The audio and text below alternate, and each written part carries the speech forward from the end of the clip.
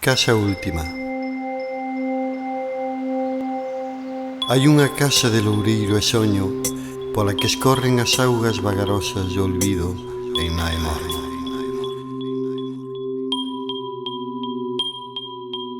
Antes de que os pais nacesen, antes de que os avós fosen nenos, xa estaba ali a esperarme. Foron moitos os que nela dormiron o último sono, pero fun eu o único de quen acolleu o primeiro pranto e os primeiros pasos. Fican distantes as límpidas mañás de verán, as xanelas abertas a un recendo de erva e de cereixas. Fican distantes os densos invernos de chuvia, o vento agarrándose até facela tremer, nao ancorada no medio do trebón.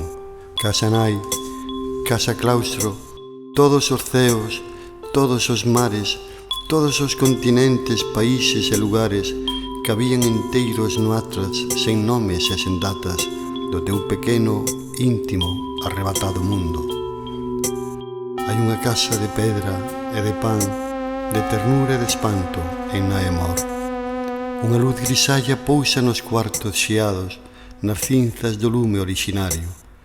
A memoria destila un olor de mimosas.